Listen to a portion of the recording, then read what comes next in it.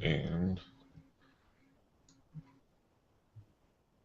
all right, let me put that on one thing. Put this on its own thing. Dang it! It's tough when it's tough to do snap on a monitor that doesn't have a an edge to one side. Mm. Oh, there you go. Oh, I think it worked. All right. We're officially live. I just wanted to. I see the light that says live. Yes, we are. We're live! We Yay! are, in fact, live on the interwebs. Oh my god! Oh my god. I've been So I've been exposed. I've been live on the internet a lot lately. God. Yeah. All right, let me tweet.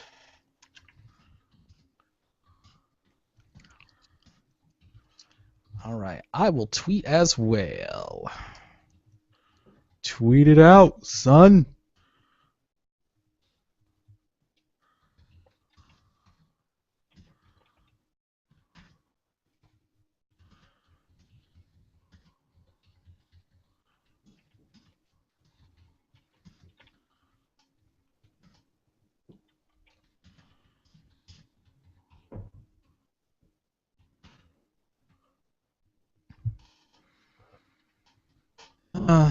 Look at me and all of my internet shows that I do.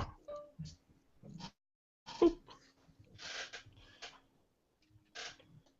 right. That's that. Tweet that. All right. Things are recorded. Things have been tweeted. They've also been Facebooked. Mm-hmm.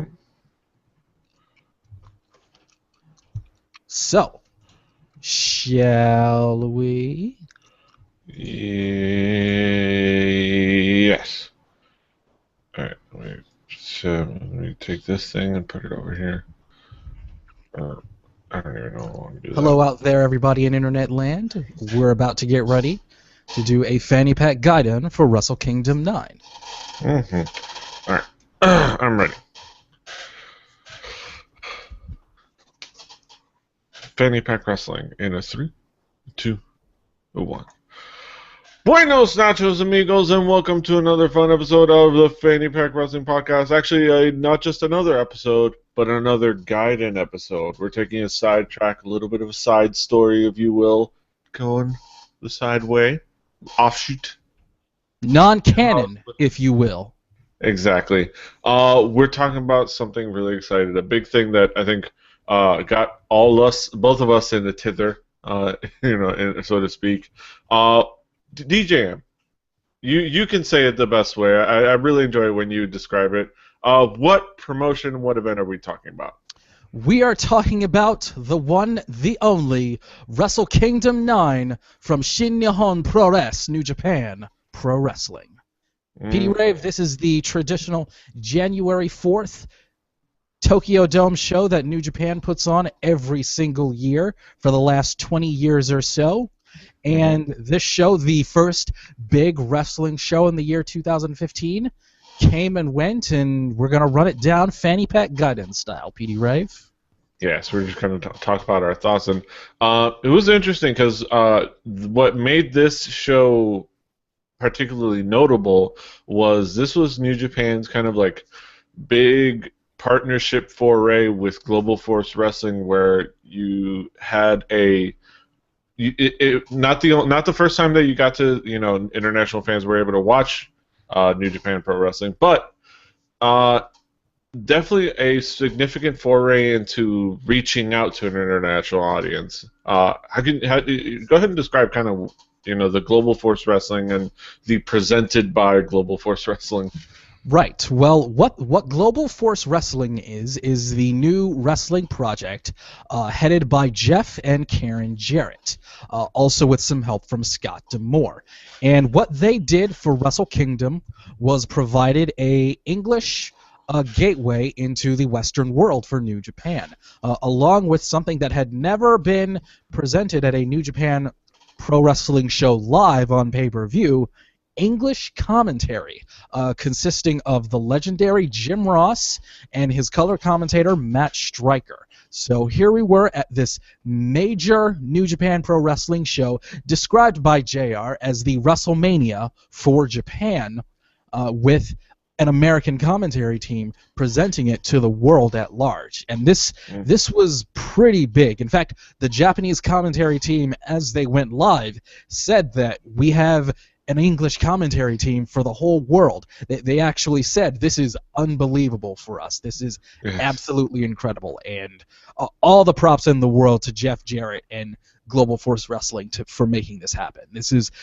absolutely huge, because right now, the wrestling world seems to be a lot more open to alternatives, as it were, to the mainstream. And New Japan, for the last few years, has gotten all sorts of positive reviews and influence and positivity.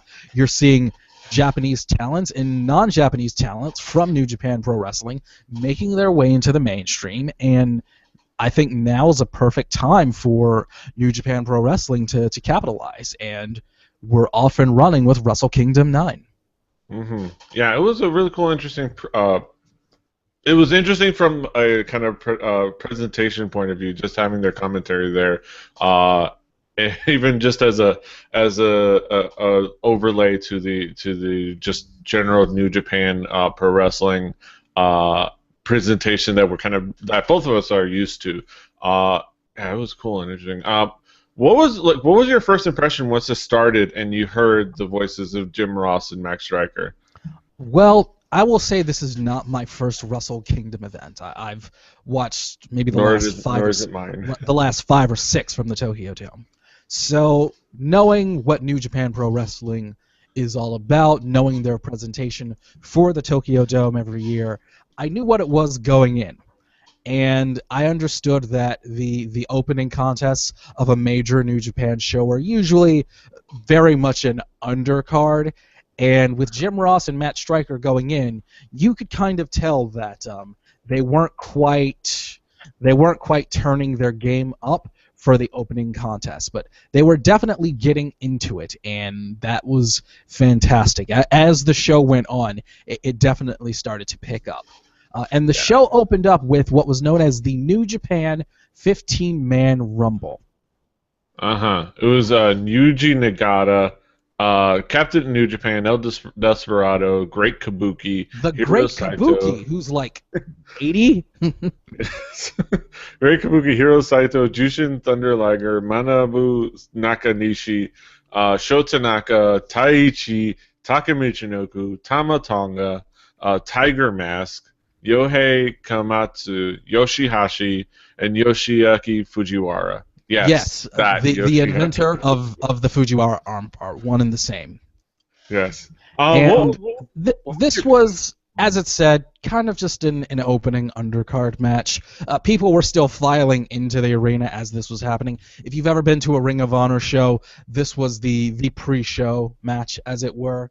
And Yuji Nagata, who the perennial, the ageless Yuji Nagata, won the match, as he should. Yes. Because he's probably going to be challenging for the title again soon. I don't know how he does it. The best equivalent I would give would be Kurt Angle. It's just he's inexplicably immortal. He hasn't aged, and he can still go at the highest of levels. So of course Yuji Nagata would win this match, because I don't think Great Kabuki would have come out with the win. Yeah, a bunch of great characters. It gave Tama Tonga some work, because I know he's always going to be around, because and Yoshihashi is a big presence. And Yoshihashi. Tacos. Yes.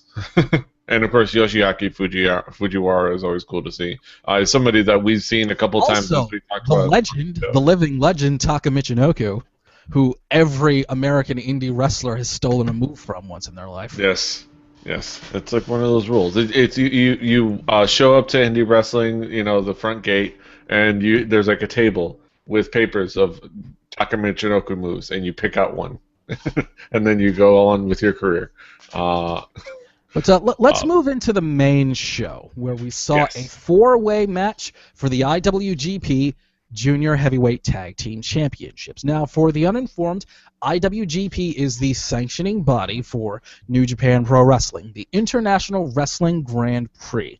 And their New Japan's championships are the IWGP Championships. This match was a 4-way tag team match, seeing the champions, Red Dragon, Bobby Fish, and Kyle O'Reilly, taking on the Forever Hooligans, the Time Splitters, and, of course, everybody's favorite team, the Young Bucks. Mm-hmm. The Young Bucks. Petey, the Junior Heavyweight Tag Team match, what did you think of it? It was fun. It was a good start to the show. It was a good feel to the show. I always loved seeing the Young Bucks. As I've documented on the show many times, and this was another opportunity since back since we did New Japan's King of Fighter. Another opportunity for me to check out the Time Splitters, which was fantastic.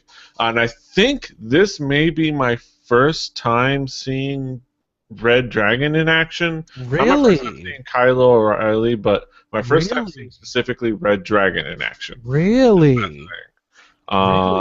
So you haven't seen much of Red Dragon before? No, not before. I know of them, obviously, just because they're a name that's out there, and for those that don't know, they are also the Ring of Honor Tag Team Champions. They're tag team in Pro Wrestling Guerrilla as well. Bobby Fish and Kyle O'Reilly, both in PWG. And yeah, in the last few months or so since we last covered New Japan, I've really started getting into Ring of Honor again. I've really discovered that Red Dragon are really, really good. I really like Red Dragon. I would be remiss if I did not talk about two guys that I've always said forever are so underappreciated in the wrestling scene. One, Alex Kozlov, who I wish the best in his future endeavors. He recently announced that he's taking an indefinite hiatus from wrestling. And Rocky Romero, again, a guy who you could say in a lot of ways is an ROH original. He was part of the Rottweilers and the Havana Pit Bulls in Mexico, and now he was in the Forever Hooligans with Alex Kozlov, part of the New Japan Junior Heavyweight scene. So any chance to see the Forever Hooligans, I always like them. And the Time Splitters, of course, my fellow Motor City native Alex Shelley. Kushida is great. Kushida is awesome. And, of course, once again, the Young Bucks, who need no introduction. The Young Bucks. The Young Bucks providing a moment. I always say that the best way to open up a pay-per-view is with a really exciting tag team match. PWG is the master of this. If you watch any PWG show, they open with a really hot tag team match almost every show, and it is the catalyst for the event to really just go off the charts. And I think New Japan really nailed it with this one. This was really, really good. I love the junior heavyweight style so much. Yeah. Everything that I love about wrestling comes from the world of the junior heavyweights. The world of the IWGP junior heavyweights, and it provided one of the moments that got me excited even before watching this event, which is a moment that was tweeted by the Young Bucks, which was the attempted double Doomsday device that they backflipped out of and just went super kick crazy. It's just that moment, and so many moments from this match were just so crisp and cool and like exciting and like, what do you do that thing with that thing, and what are you doing? This is what I call. How is that possible? This is what I describe as pro wrestling state of the art. This is state of the art pro wrestling, and it was absolutely fantastic. Red Dragon came out with the win via chasing the dragon, and I'm gonna go ahead and say it. Kaz, Petey, I'm sorry, but I think right now Red Dragon really do top the Young Bucks as the best tag team out there right now. Last 3 months or so, I've really gotten into Red Dragon. I think they're really good. That. It's hard to argue against that with what they've done here and the fact that they've been continuously impressing. And there's a reason they hold the the titles in both Japan and America, tag team titles. There's a reason they're put in that position to be the tag team champions, and it ain't for nothing. They're really talented guys. I'm glad I finally got a chance to check them out. I've been wanting to, and I'm going to get a chance to check them out again when I go check out the ROH show for Jury Mania. But Best that's on God's green. Mm-hmm. That's gonna be a fun weekend. That's gonna be a fun weekend. I really hope I can make it. I really hope I can. I hope so too. I hope so too. It's gonna be a really fun episode of Fanny Pack. That's for sure. When we talk about it that weekend. But moving on to more tag team action. This time a 6-man tag. We had Hiroyoshi Tenzan, Satoshi Kojima, Tomoaki Honma taking on the Bullet Club members. No. It's not the Bullet Club. Bullet Club. Bullet Club. Yes, I remember looking at. I read the Wikipedia article where he specifically, the founder said, Carl Anderson said that he deliberately did not want a the or a 3-letter thing. He wanted just Bullet Club. Taking on Bullet Club, I can add the because I'm saying the Bullet Club contingent. Bullet Club contingent. Bad Luck Fale, Jeff Jarrett, and Yujiro Takahashi. Followed to the ring by Karen Jarrett, Mao, whose Twitter account I found. I was actually going to ask you, Petey, because you're my expert on these things. The young lady accompanying Takahashi. What have we found out about her? Her name. All I know is her name is Mao. I think I found that she's part of a dance crew, like a little dance idol group or something like that. I wasn't able to find much because her Twitter account is completely in Japanese. I had to translate a lot of it, but her name is simply Mao, and that's her stage name. It's hard because that's a super common Japanese name, like Veronica or Betty or something like that. So I will update with more info, but Bullet Club versus New Japan at this point. You kind of want to call it 6-man tag. Jeff Jarrett gets booked because he's doing the thing, so he's gonna get booked. Global Force Wrestling. You gotta love it. Again, this was an undercard thing.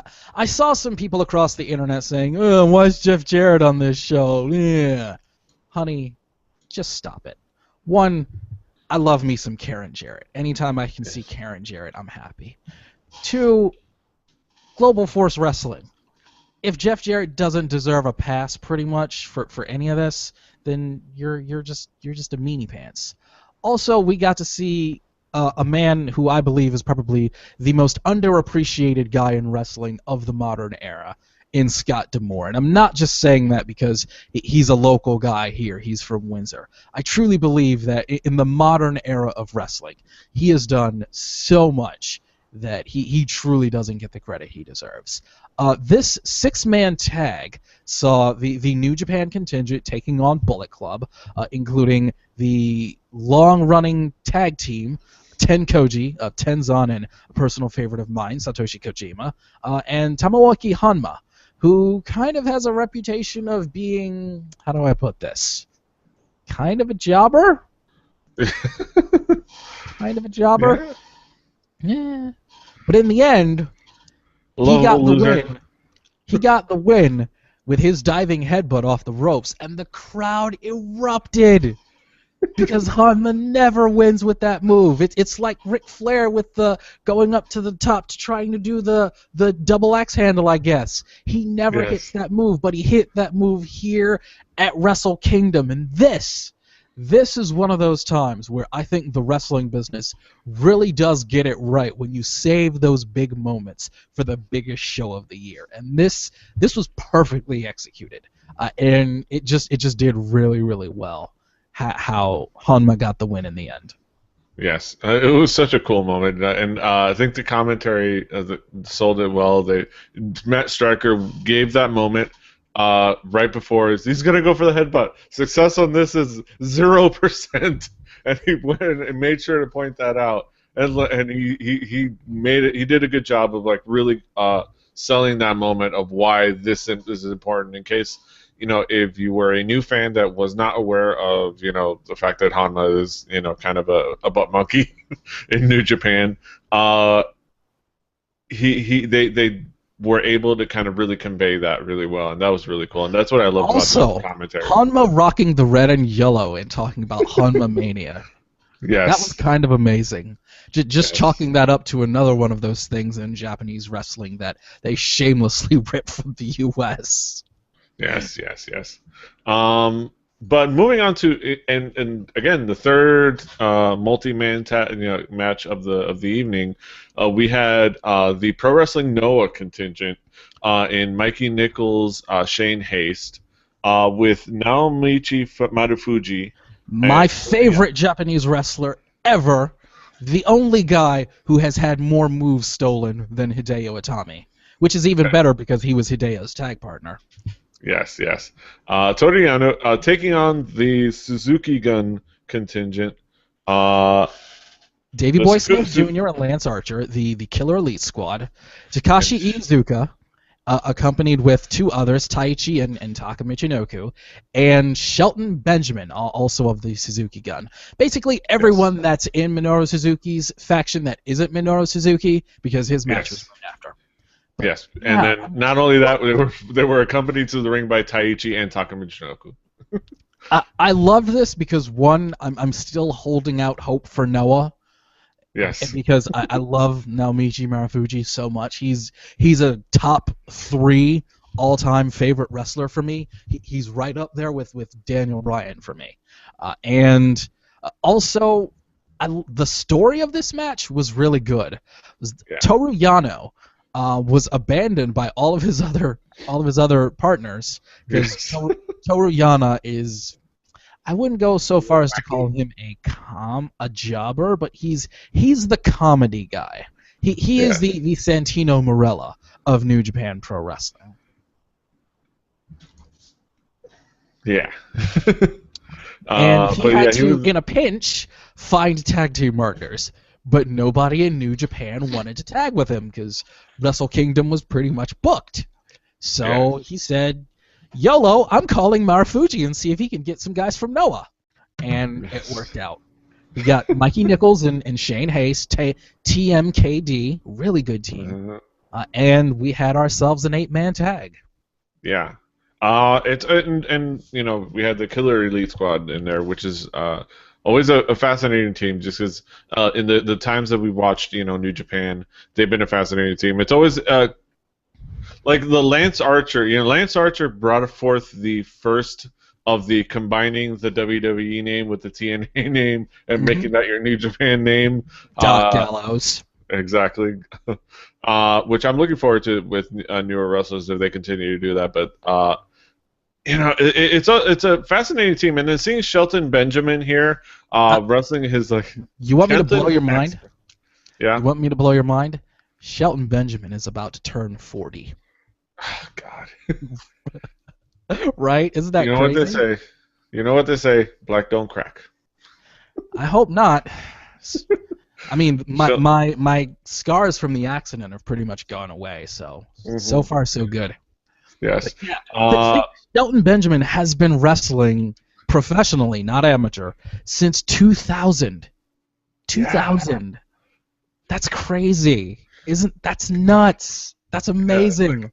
Yeah, it feels like he's in New Japan. He's on Wrestle Kingdom. A little while ago.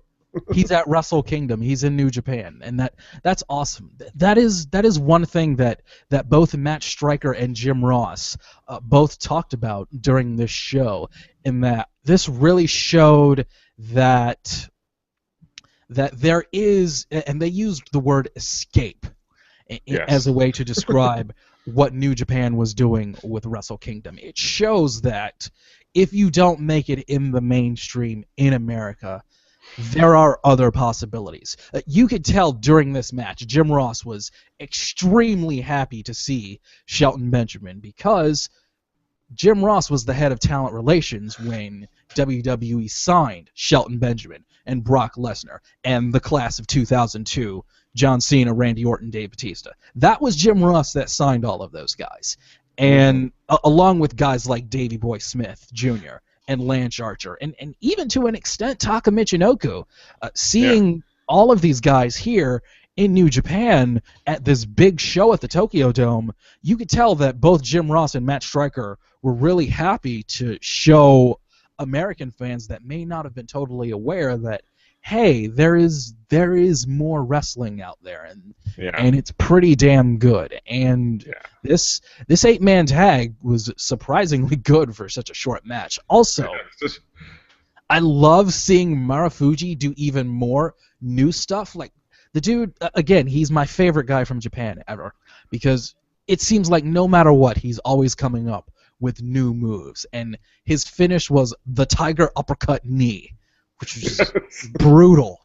I mean, you heard Jim Ross's reaction to it. It was just brutal. Yeah. It was just annihilating. It was just scintillating when he hit that knee. It was insane. And I could honestly go on about Naomichi Marufuji for the rest of this podcast, but for about 3 hours. But let's move on. We can move on to the next show. The next event. The leader of Suzuki Gun, Minoru Suzuki, took on the legendary Gracie Killer in a Kazushi Sakuraba in a match that was only winnable by knockout or submission. Mm-hmm. So it was Basically sort of that old Pancrase UWFI style. Kind of playing up on their history with MMA and like Sakuraba's style, and him being the Gracie Hunter, and Suzuki kind of being that guy that that founded MMA and Pancrase and the hybrid in the wrestling world. Yeah, pretty much. And this was a brutal match.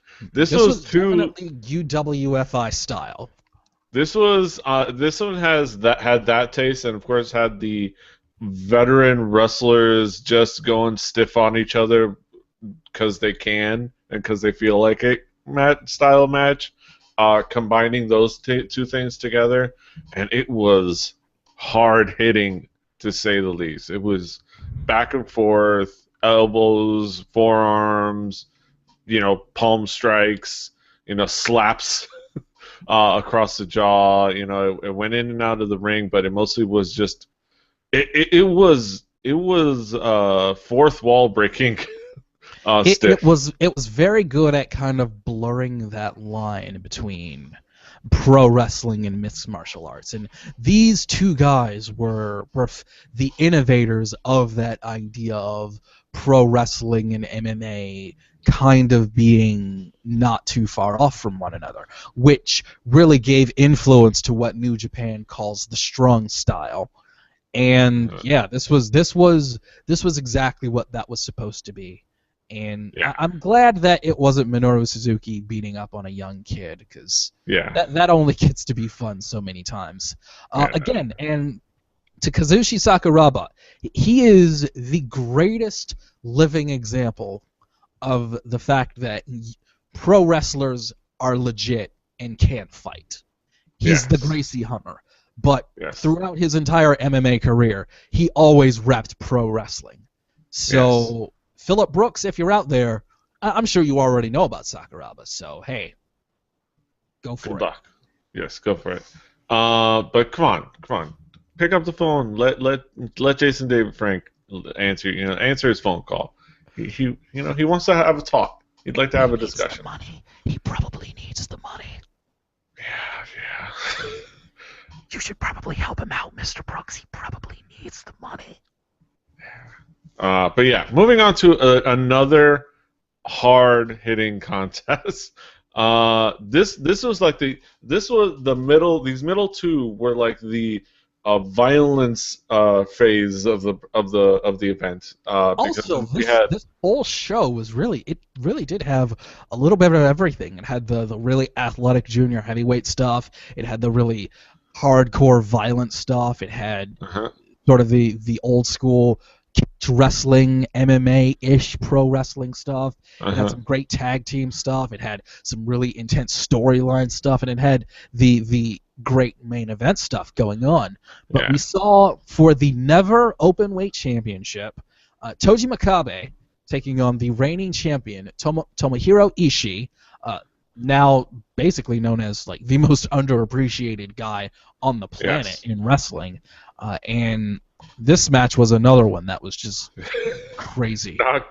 This one was where Matt Striker, I believe this one was where Matt Striker afterwards turned to Jim Ross and had said, "Would you call this a slobber knocker?" And Jim Ross could say nothing but yes. This is a slobber knocker. This was definitely a slobber knocker. And this was a fascinating contest. This was so really done well. It done well in such. It was great. It was really intense and greatly powerful, and it was really cool, and it had such a vibe to it. I've always enjoyed Toji Makabe. In the events that we've talked about him, be they Dragon Gate, be they New Japan, be they I think was he at the DDT event we covered back? I don't think so. I don't know. It's almost strictly New Japan. Yeah, but he's been in a couple other events. But yeah, in the New Japan, at the very least, the New Japan events, he's been in. He's this surly, mean, blonde-haired, brown curly-haired dude, always flipping people off that people can't get enough of. And we had Tomohiro Ishii. For the uninitiated out there, he is what Dean Ambrose will be in a couple of years. Yes. Yeah, Tomohiro Ishii definitely impressed in this. And Tomohiro Ishii, in the last 6 months or so, really captured the hearts of the New Japan faithful, defending the Never Openweight Championship in some fantastic matches, fighting through as champion with a separated shoulder. And still defending the title, and that really won a lot of fans over. However, in the end of this match, it was Makabe defeating Ishii and becoming the new Never Openweight champion. And I would venture to guess if this was Toji Makabe relieving Tomohiro Ishii of the title so he can go forward. He can get the surgery on his shoulder. Get the surgery on his shoulder and then come back and go forward. Also for Makabe, since the main event scene is really, really just over-jammed right now, it gives him something to do. It really does. Yeah. He can use the Never Openweight Championship as kind of the hardcore title, as it were. He can defend it against other guys in New Japan. He can defend it in other promotions, and I think he will be a great Never Openweight champion. I really do. I really look forward to his title reign. And again, Ishii was just fantastic. He really became a star. So both of these guys, just really, really great stuff. All right, and then we got into one of the first contests where I started really getting excited. We have Ryusuke Taguchi defending the IWGP Junior Heavyweight Championship against Kenny Omega, the newly minted Bullet Club member, Kenny Omega, at least relatively newly minted Bullet Club member, Kenny Omega, taking on a completely different persona that we've been accustomed to in the times that we've talked about anything Kenny Omega has been related to. He has salt and pepper hair for some reason. He is a lot more surly and angry. And he has stopped speaking Japanese, specifically to fit into the Gaijin moniker, the Gaijin idea of Bullet Club. And he is now exclusively speaking in English. In the case of Kenny Omega, he would be speaking Canadian. Yes, in Canadian. He spoke Canadian on commentary for PWG, and it was fantastic. Yes. Speaking in English and taking on this persona, it very much, I would say... The cleaner. His role in Bullet Club is that he is going to clean up the junior heavyweight division, because for a while in 2014, New Japan had every title in the hands of the Bullet Club, except for the junior heavyweight championship, which was held by the Funky Weapon, Ryusuke Taguchi, who also was the tag team partner of the founder of Bullet Club, Prince Devitt, a.k.a. Finn Balor. And now it's up to Kenny Omega to get that belt off of him for Bullet Club. Yes, for Bullet Club, doing it for Bullet Club. Kenny Omega kind of making having a persona that has a lot of tinges of like Scott Hall back in the day, a little bit here and there, and then adding it with a lot of his own, All Kenny of his Omega-ness. Kenny Omega, the Kenny Omega kind of wackiness that he, no matter how hard he tries, will never go away. He's still Yeah, Kenny Omega. He might yeah. be in Bullet Club, but he's still Kenny Omega, and I still You're love looking him like Solid unconditionally. Snake, looking like Snake Plissken, I think, in a lot of Yes. ways. Very Snake Plissken-esque. I think he. Escape from Manitoba is what we're calling it. Yes. Yes. What did you think of the contest? This was a fun contest to say I the loved least. it. I loved it. Yes. Yeah, there was so much good to be had from this contest. Kenny Omega was, Kenny Omega, and Ryusuke I've read Taguchi. a few different places, and I think I even said I heard Jim Ross say from this was a real breakthrough performance for Kenny Omega. Yeah. And I saw a lot of people that were saying all across the internet that WWE has no idea what they lost with Kenny Omega. Yes. They have no idea. And he's on top of the wrestling world right now. The sky is the limit for Kenny Omega. And Ryusuke Taguchi is every bit as good as I thought he was. He's very good. He's very charismatic, and everything about this was great, including seeing the Young Bucks accompany Kenny Omega. Bullet Club got to represent. Too sweet me. Too sweet me. And this was just fantastic. Fun hearing them. What was fun is hearing the Young Bucks, because they were very vocal. You could hear the Young Bucks over in the background talking to Kenny, yelling at the referee, calling him Marty. It was super fun to hear them. Do you follow the Young Bucks on Twitter? Yes, both of them.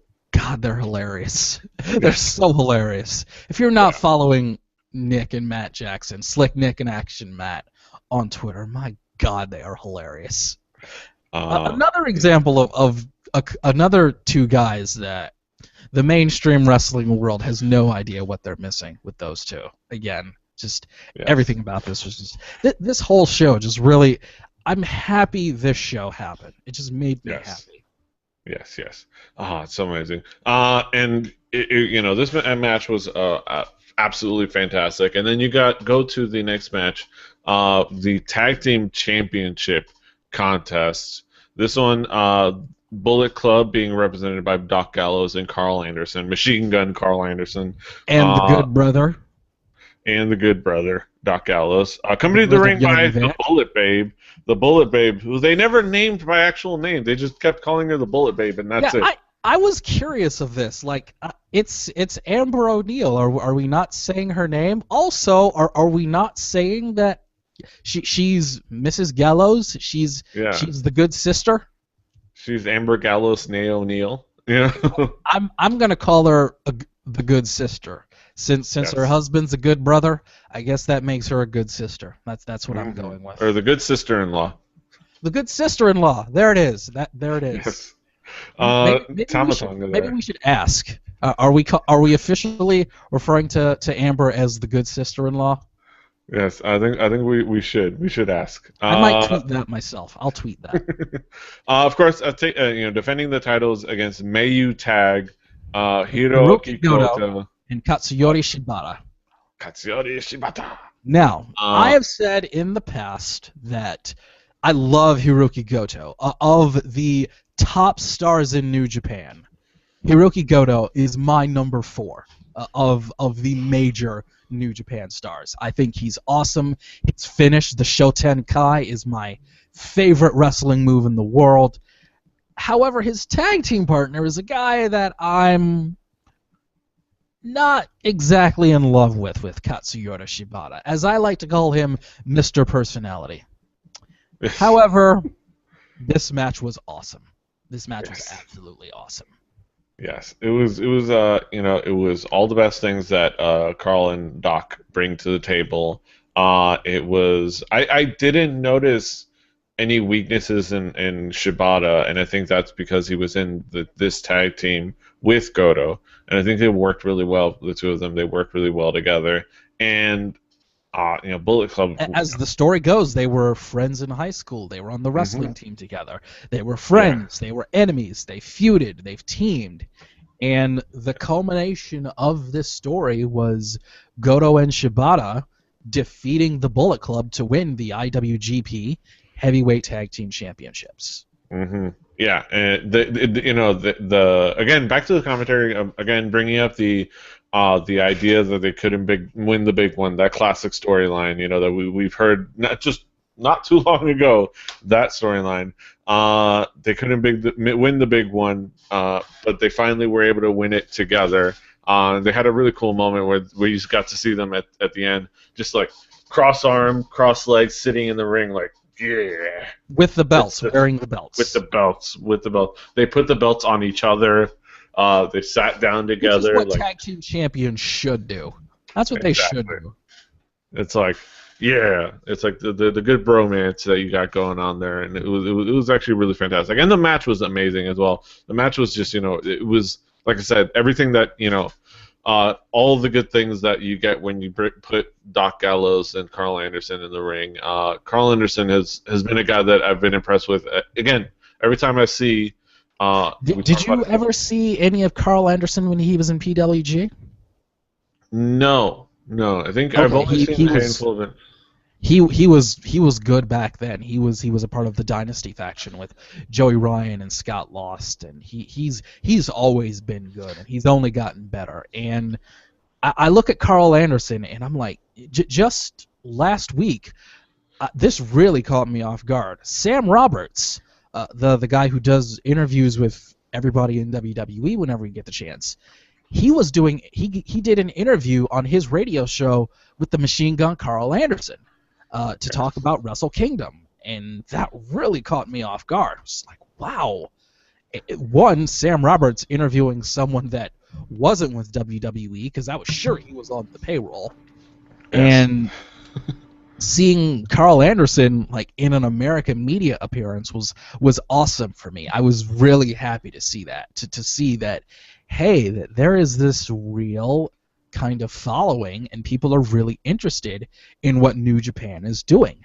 Because when it comes to the American wrestling mainstream, you always hear some sort of vague mention of wrestling in Japan. But then to see that there's actual feedback and buzz for a major show that's going to be on pay-per-view with an American commentary team, just everything about this just made me happy. I can't stress that enough. And I think the next match was just another great indicator of that there is a definite interest globally for what Japanese wrestling can do. And we saw AJ Styles, my vote for Wrestler of the Year for 2014, taking on another guy in New Japan that I absolutely love. If Goto's my number 4, Tetsuya Naito is my number 5. I love Tetsuya Naito, so I was really, really looking forward to this match a lot. Mm-hmm. Yes, a singles contest. A couple of guys that want to be in the title. This was unofficially a number 1 contenders match, you could call it. You would say it was not an officially your number 1 contenders, but they could really put a good name for themselves in the title hunt if they won this contest. One of those one number 1. We're not saying this is the number 1 contender match, but. Yeah, both guys that really are strong contenders for the title. AJ Styles, former champion, and Tetsuya Naito had the title. Tetsuya Naito, it has not been the champion, but he won the G1 Climax in 2013, and I do believe he has pinfall wins over Tanahashi and over Okada. So that's an interesting thing to look for. He's up there as far as a star goes. And I've always said that the guy, if there's one person that reminds me of Keiji Muto more than anybody else in New Japan, it's Tetsuya Naito. He's to me, he's wonderful. I would have no problem if Tetsuya Naito was like the next big star. I'm hoping him and Okada are the guys that are feuding in New Japan for the next 10 years. Yeah, and it was a really cool contest. I always like seeing AJ Styles generally. And it is a really cool. It was a really cool contest. AJ Styles doing what he does in his like Bullet Club form, you know. Going for the Styles Clash right as the match started. Yes. And And I love how the whole planet kind of freaking out, like, oh shit, he's gonna kill him. He's gonna kill him. It's like I love that they're playing. I love that they were playing that up, especially on commentary. The fact that that they were that the Styles Clash has in fact broken a couple of people's necks, kind of playing that up a little bit. Have you seen that new T-shirt from AJ? No, I have not. He has a T-shirt that has in big red letters "banned," and then behind it says "breaking necks, cashing checks." Nice. That is a beautiful thing. Such a heel. What a heel. Yes. But yeah, you know, those moments that they had in the match, you know, in the beginning, going for the Styles Clash, you know, all the fantastic moves throughout the contest, all those fantastic like AJ Styles signature moments, and of course, you know, Tetsuya Naito doing what he does. You know, it was just a fantastic contest. Like, this is where it really started to go into overdrive for the event, is it not? This is when you know, it already had a good pace going, because this whole event had a really good grouping and pacing. I think for the different contests, you know, the big kind of multi-man matches in the beginning, the you know, slobber knockers in the middle, and then, you know, the big high-profile kind of you know, high octane matches, and up to, you know, you start getting into the main event, and this one was where it really kind of was. This is where it kicked into high gear. This is where New Japan Pro Wrestling showed that what New Japan Pro Wrestling is. AJ came out with the win in the end, so maybe not too far away we'll be seeing AJ Styles taking on whomever is the IWGP Heavyweight Champion. Whomever. And that would be a very cool contest. Speaking of championship title matches, speaking of the title contests, we finally get into one match that I think, you know, I was excited for. I think the entire world was excited for this one. Yes, exactly. We had the guy that in New Japan that I have a huge man crush on Shinsuke the guy that everyone on the planet has a man crush on. Exactly. Shinsuke Nakamura taking on the king of strong style, Shinsuke Nakamura, taking on one of my favorite young guys out there. Somebody that we've talked glowingly about multiple times out here on this show. I feel like I've been telling people about this guy and how good he is since like 2008. Yeah. Kota Ibushi, Ibushi Kota-san, none other than the 27-year-old Kota Ibushi, looking like he could be in an idol group. He's a handsome fucker. He is. Again, if not Okada, it's gonna be Kota Ibushi. He's gonna be the guy, and you know, New Japan was so happy when he finally agreed to sign with them. You know, they were happy. Yes. That they finally got him. Because and they set this up so really well, like with the. And I just want to say one more thing. Yes. These last three matches, you had AJ Styles, Shinsuke Nakamura, and Hiroshi Tanahashi. All not old, but well-established veterans. All long-time going veterans, world champions, you know, mega stars in the wrestling world. All facing Tetsuya Naito, Kota Ibushi, and Kazuchika Okada. All relatively young, late 20s, early 30s. All either potentially guys that could carry New Japan for the next 10 years going forward. Mm-hmm. And this was all really, really just brilliant on the part of New Japan. And this match, we need to talk about it, because I will admit I have watched it on YouTube at least 15 times. Shinsuke Nakamura's entrance. God, yes. Yes. If there's one guy that has mastered the big wrestling entrance, it's Shinsuke Nakamura. Right now, I think the entire wrestling fandom across the earth is just madly in love with Shinsuke Nakamura. Jim Ross even said, this guy is one of the most unique, special guys I've ever seen. Yeah. I love them telling the story of how he's influenced by Freddie Mercury and Michael Jackson. But then he had the jacket. He's the king of strong style, which means he's a badass. Yeah, which is a badass. And I love the video before the match, which established, and of course I don't speak the language, but you got the idea, even without speaking Japanese, you got the idea of what they were talking about with the story of this contest, which was Shinsuke Nakamura is the guy that has been destroying people left and right.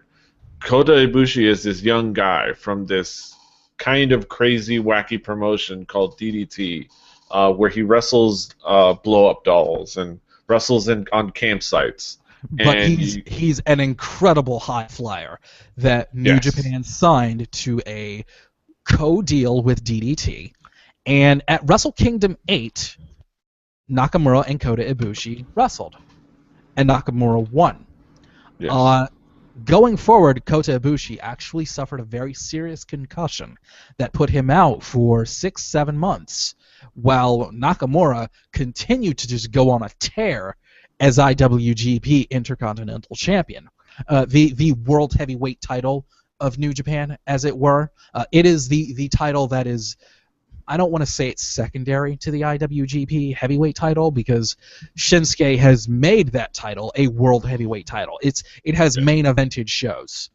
Yes. If it's not a show that Tanahashi isn't main eventing, Nakamura is main eventing with the Intercontinental title. And for good reason, because it's like he has established that title, and the kind of the prestige, if you will, the kind of the stature of that title, and the fact that he's just been killing fools left and right, in convincing fashion and fantastic matches, bumayeing people to death, left and right.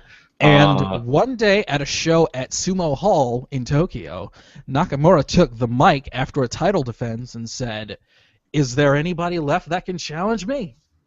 And out of nowhere, Kota Ibushi came up and hit him with a German suplex. And the challenge was laid out, and here we are at Wrestle Kingdom. PD Rave, I'll just say this point blank. Dave Meltzer gave this 5 stars. Mm-hmm. Yes, and with good reason. This was one of those matches that it was just so fascinating. It was so much fun to watch. Everything back and forth. Jim Ross went back 15 years for this match. This was Jim Ross at his best for this match. He was in the zone. Yeah, and with good reason for the match. It's hard not to get hyped up if you care at all about wrestling when you got these guys going at it, going back and forth with their moves. You had Kota Ibushi kind of playing the cocky upstart, copying Shinsuke's moves, his stomp on the head, kind of saying, "Yeah, I'm here. I'm here. I'm here to challenge you. You think you're this top guy. I'm here. I'm not afraid of you. I'm not intimidated. I'm not scared to try to snatch that spot from you.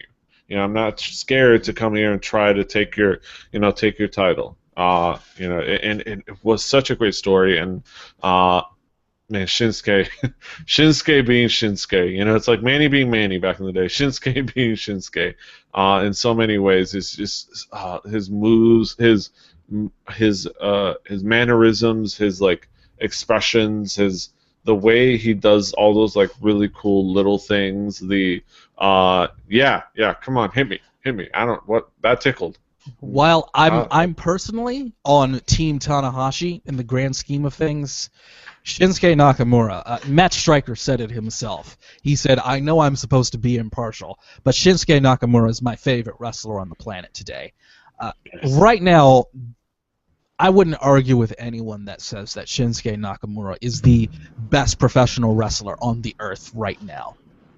I wouldn't argue with anyone about it. And this match against Ibushi, who in my opinion is top tier as much as anybody else, was absolutely wonderful. It was what pro wrestling needs, in my opinion. It made me all giddy inside. Kota Ibushi transitioning from the junior heavyweights as the best high flyer imaginable to the heavyweights in New Japan has been terrific. He's fantastic. Graduating to the heavyweights as they put it on commentary, which is fascinating. And it was, I loved it. It like I said, it was the young upstart really kind of saying, I'm not intimidated. I'm not scared. I'm here. And I'm here to make a statement. I'm here to be here. I'm not here to make an appearance. In the end, Shinsuke, the Intercontinental Champion, successfully defended his title with the Bomaye. After his previous finisher, the Rando Slido, a.k.a. the landslide. The only thing I don't remember, and I haven't watched it since it was live, I think Shinsuke did not do my favorite move of his, which is the spinning armbar. I don't think he did that in this match. I might have missed it. But if you know Shinsuke Nakamura's spinning armbar. I know he did an armbar. I know he went for an armbar, and I know he spun. I'm pretty sure he went for an armbar, but I don't think he got it in. I want to say he got it in. I just want to say out there to the wrestling gods, if there's someone out there that can book this match, Alberto Del Rio versus Shinsuke Nakamura. If we can have that match, I would be. I'm sure. You know. I just might fly to Japan or Mexico or wherever that match might be. Yeah, let's it might be at an ROH show. Let's call AAA. It might be at an ROH show. It might be ROH too. It might be ROH too. They do partnerships. If you saw that video where they were talking about the next stage, it could be ROH. It could be AAA. It could be New Japan. It could be Global Force Wrestling. It could be in Detroit. Let's talk to Jeff Jarrett. I don't want to tease you. Let's talk to Jeff Jarrett. Maybe we can see if Jeff Jarrett could make that happen. Alberto Del Rio versus Shinsuke Nakamura. Tweet Jeff Jarrett. You tweet at Amber O'Neil first, and then you tweet Jeff Jarrett. I'm on it. Yes. I'm gonna get started on tweeting that, and you can bring us into the main event. Yes, we have the full the final main event of the evening. We had IWGP Hibikyu Shenshkenji. We had the Bussets. Tanahashi Hiroshi. Rainmaker! Kazuchika Okada versus the ace of New Japan, the once-in-a-century talent, the Jesus Christ of pro wrestling, the man that heals diseases, kisses babies, and is saving the world with the power of air guitar. My God, I love this man, Hiroshi Tanahashi. Oh, yeah. It's just Hiroshi Tanahashi defending the IWGP Heavyweight Championship against Kazuchika Okada with Gato on his side. Still repping Chaos. Even though I don't know if Chaos really had much of a presence in this event, but hey, he's still holding on. He's still repping Chaos. Chaos is all over. Nakamura's in Chaos. Oh yeah. Yeah. Okada and Nakamura lead Chaos. They're just not up in the forefront like Bullet Club have been. Right. But this match they had such a great build up to this match. They had such a great storyline coming into this match. They had the videos in the beginning with Okada kind of like they're talking about the fact that Okada was the guy that beat Tanahashi for the title. During the match, they mentioned that he had beat him for the title, and Tanahashi had said, "I'm not going to challenge Okada for the title." But hey, lo and behold, AJ Styles beat Okada for the title, and then Tanahashi was like, "Oh, hey, well, all right, all's fair now. I can go for that title now." And Matt Stryker noted in one of his preview videos that currently the series between Okada and Tanahashi is 3-2-1 in favor of Okada. Mm-hmm. So, for all intents and purposes, Okada had Tanahashi's number, at least a slight edge. Somewhat. He was holding a slight advantage. Yes. and of course him being, I believe, the current G1 Climax, champion. There's That is how he earned his title shot at Wrestle Kingdom. as traditionally is. And this was just another fantastic contest between these two. And I believe a rematch of them. We've seen this match before on this podcast. We've talked about this very pairing before, and I know I was impressed with it before, and I was definitely impressed with it this time again. This was a big time marquee main event. It had all of the things that you love about professional wrestling. It had the emotion, it had the energy, it had the main event quality, wrestling, It had everything. It was everything. It was everything you want from a main event. It was why we watch pro wrestling, and that's what all of this was. That was all of Wrestle Kingdom 9. If pro wrestling has got you down, my God, watch Wrestle Kingdom 9. You can watch it with the Japanese commentary. You can watch it with the English commentary with Jim Ross and Matt Stryker. But man, watch Wrestle Kingdom 9. It will make you believe. It will make you believe that pro wrestling is still awesome if you're tired of what the mainstream is offering you. It made a friend of the show and frequent guest, Patty McSwag, aka Patrick Swag, I believe, where he simply said to us, "So I think I just watched the best wrestling show I've ever seen. Holy fucking shit!" There you go. I do. Yeah, you can't put it more succinctly than that. But yeah, and this honestly, match, the man that has been at the center of the rise of New Japan for the last 6-7 years is Hiroshi Tanahashi. And in the end, he defeated Okada. He showed once again why he is still the man in New Japan Pro Wrestling. Yes, the comparisons to John Cena are valid, but I personally like to say John Cena is the American equivalent of Hiroshi Tanahashi, because Hiroshi Tanahashi I can't even put it into words. I really can't. Yeah. He's just the guy. And he has just that persona, and of course, not to take anything away from Okada, who has been impressing us with every single moment that he's been on the thing we've talked about on this show, like the Rainmaker. Has been.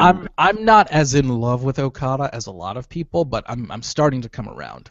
As far as the younger generation in New Japan, I still don't like him as much as Naito or Kota Ibushi, but I'm coming around to him. I'm coming around. Yeah, Although he has been I think at the end of this match, where he was very openly crying because he was defeated and he lost, that was the emotion of pro wrestling on display. That's exactly what it should make you feel. It felt real. Dare I use that word? But Okada in tears being defeated. That's what it should feel like. And this was sort of the beginning of Hiroshi Tanahashi being a little bit of an antagonist of sorts. Ooh. I kind of dig this, because after the match, Tanahashi took the mic, and while Gaiden and Okada were leaving the ring, Tanahashi got up on the ropes and took the microphone and said, "Hey, Okada, are you listening to me? Are you listening to me? The IWGP title is still far, far away from you." And that was kind of like, oh, Tanahashi showing some attitude. I like it. And sassy. In the past, Tanahashi, actually, I think against Tetsuya Naito, has had those occasional times where he will heal it up just a little bit, and it's really fun. It's really fun when Tanahashi will heal it up. When he's worked with other promotions, like for Noah and All Japan, like he was in one of All Japan's big tournaments, like the Global League for All Japan, like in 2011 or 2012. He made it all the way to the finals, but he was healing it up the whole time. Fantastic. And man, if this is the beginning of a Tanahashi heel turn, Yes. I kind of want to see it because Yes. Tanahashi is fun as a heel. He really Yes. is. So yeah, to certain other wrestling companies out there, yes, you can turn your top guy heel, and it won't be the end of the world. It can be done. Yeah. Just saying. But yeah, it was just everything you wanted. And like I said, it was a fantastic contest. It just told a great story, and it ended well. It brought, it was all the emotion and the quality of wrestling, and of course air guitar. Yeah, and air guitar. I think that was just the great moment, and at the end of where he he had the air guitar, and people were just screaming for it. And, he played his riff, he stopped, he's like encore, encore. They wanted an encore. Yeah, and then he played it again, just smashed his air guitar. Very bravely. I think it shows that. I think showing the fact that when you're the champ, you can make that big money where you can decide, you know what, I'm just gonna smash my air guitar. And you know what? It's commendable. It's kind of getting it's that. Tanahashi. Who's gonna say no? Who's gonna say no? Exactly.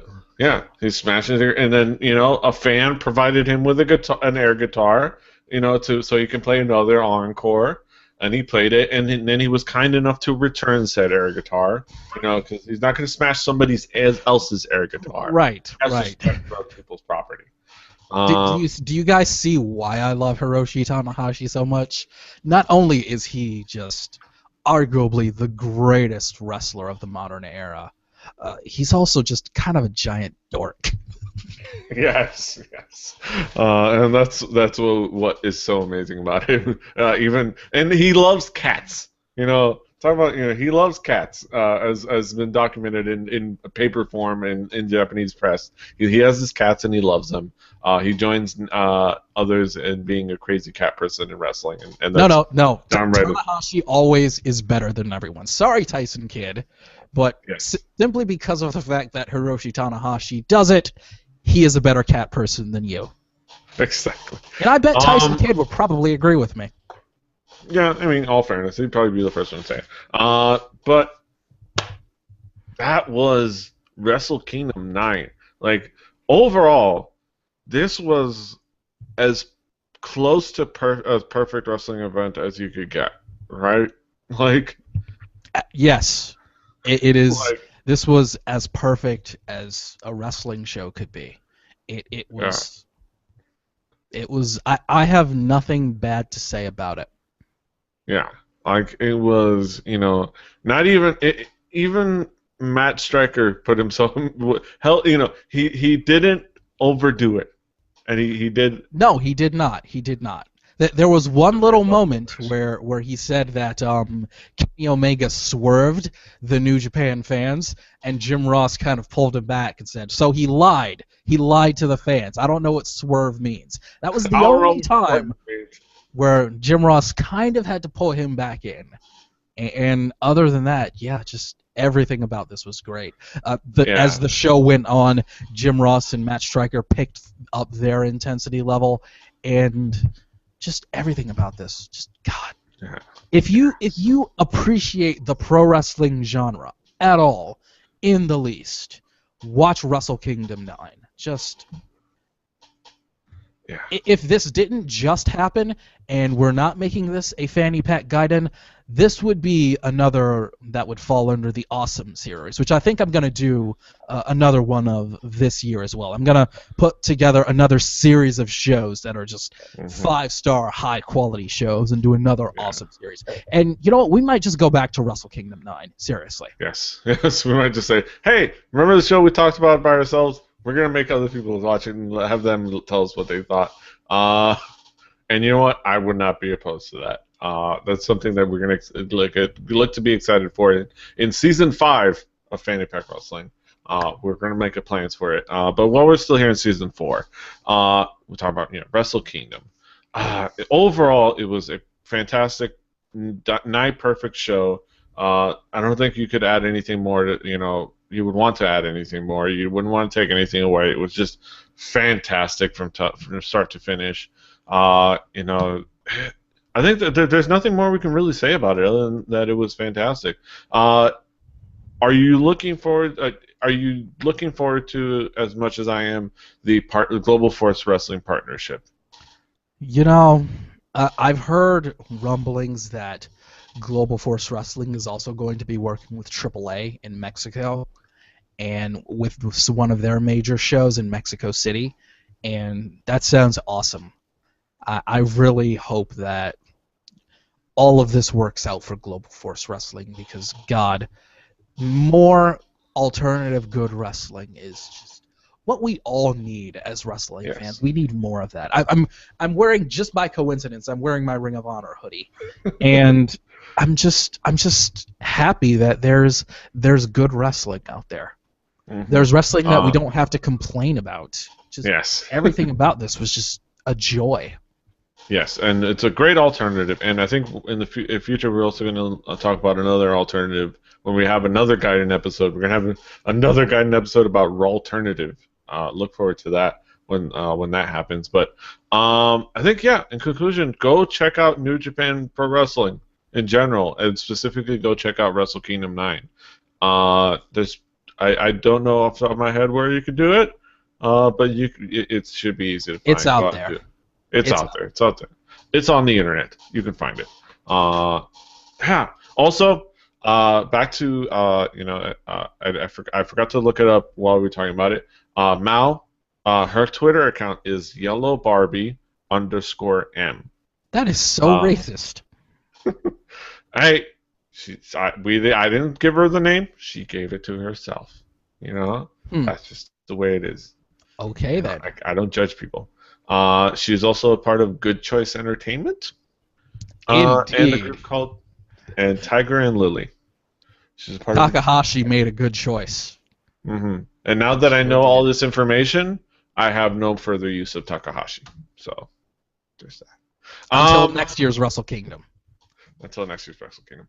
But that's it. I think that's another fine episode of Fanny Pack Wrestling Podcast. Deej, what do you got going on in your neck of the woods at the Delta Julian Mike headquarters? Not a whole lot, really. I'm kidding. I have way too much. Oh my god. The Nanashi Anime Podcast is back. Myself and Lillian Verse are talking anime again. The most recent episode was about Revolutionary Girl Utena. The next upcoming episode will be recorded from Columbus, Ohio at OhioCon 2015. The show we're going to be talking about is Fanny and Stocking with Garter Belt. It might be my magnum opus. Yes. Also, you can download that podcast at anime3000.com, where you will see my brand new show, Anime League Sports Talking Show Hyperforce Team Go, with Chat Realm's own Ash Snowshoe.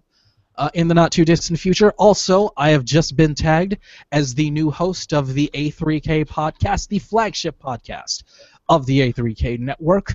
Tune into that every Saturday night, 11 p.m. Eastern Standard Time, on the YouTubes and for download at anime3000.com. And as always, shooting the shit with two nerdy black guys, myself and Brandon Cooper, co-host with that gentleman, Petey Rave, on Hallyu-Juku. We're two nerdy black guys. We shoot the shit about things. Brand new episode will be coming out tomorrow, Monday afternoon, 12:30 p.m. Eastern Standard Time, and on demand for a download in iTunes, Stitcher Radio, and wherever you may have an RSS feed to download at DeltaJulietMike.com. Last but certainly not least, because the red light just went on, you can follow me on Twitter at JustCallMeDJM. And of course, there, everybody. Are you happy? I always talk about how I don't like plugging all my stuff. There you go. I just gave you everything.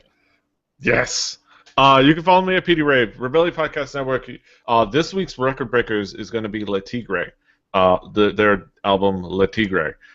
They're a feminist lo-fi indie group, and if you've heard their music and you know the opinions of, and this is Swagger's pick, you know the opinions of Brett and Drew, you know how this is going to turn out. This might be another glass jaw. I'm just saying. That sounds fun. This sounds fun. It's one of those episodes. But look forward to that. Of course, this week we're going to talk about Hallyu-Juku, Record Breakers, all those things. Subscribe, share, like, FannyPackWrestling.com, FannyPackWP on Twitter. I'm PD Rave. I haven't said this in a while. PD is in Williams, Rave is in Jimmy, all in one word. Go ahead and follow that. Big shout out to the lovely and talented, my future wife, Jackie Hearn, for giving us all sorts of love over at DiamondClub.tv. Much love, Diamond Club. Chat Realm, thank you so much for tuning in. Wow! But that's it. Yeah. Until next time, hasta los huevos. Beans and disease. Watch Wrestle Kingdom 9. Seriously, we cannot stress that enough. Hey! Yow! I'll do the highs, and you'll do the lariatos. All right, thank you everybody for joining us. I know, we were kind of a late addition to your entertainment over there, but I hope you guys enjoyed Weird Things. Yeah, Weird Things.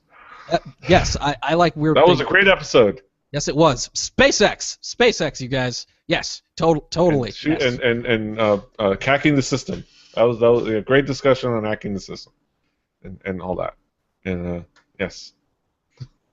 But yeah, thanks for joining us. We're glad to be an aperitif to your evening, a nice nightcap. We're heading off. We love you, Diamond Club. We love you. Thank you again, Diamond Club. And we're